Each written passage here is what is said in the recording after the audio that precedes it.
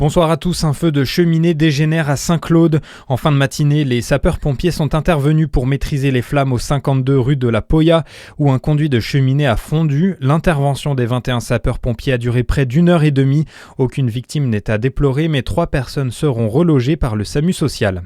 Un nouveau président pour le Grand Chalon, Dominique Juillot, succède à Sébastien Martin. Ce dernier est en effet ministre délégué chargé de l'industrie de France dans le gouvernement Lecornu II, un poste qu'il occupe depuis le 12 octobre et qui l'oblige à quitter ses fonctions de président de l'intercommunalité. Pour Dominique Juillot, la situation n'est pas nouvelle puisqu'il avait occupé le poste entre 2004 et 2008. Cet après-midi, une marche blanche pour Mehdi Kessassi s'est tenue place de la Libération à Dijon. Elle faisait suite à son assassinat le 13 novembre dernier. Il était le frère d'Amine Kessassi, un militant écologiste connu pour sa lutte contre le narco-banditisme. Dans le reste de l'actualité, réunion à Genève demain pour Kiev et ses alliés. Il sera question du plan de paix américain. 28 points pour mettre fin à la guerre avec la Russie, dont la cessation de certains territoires. Le sujet qui est aussi sur la table du G20.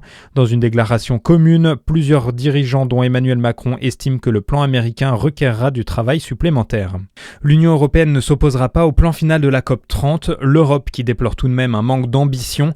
Les discussions se sont poursuivies hier au-delà des délais prévus et le Brésil annonce présenter un texte parallèle sur les énergies fossiles, source de tension.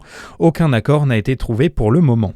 Maintenant, avis aux amateurs de sport d'hiver. De nombreux domaines ont rouvert dans le Jura aujourd'hui, comme celui des Rousses, avec une dizaine de pistes pour le ski de fond et les raquettes, suite à des chutes de neige de 20 à 30 cm. Les domaines nordiques de Foncine-le-Haut et de la Haute-Joux ont également ouvert ce week-end.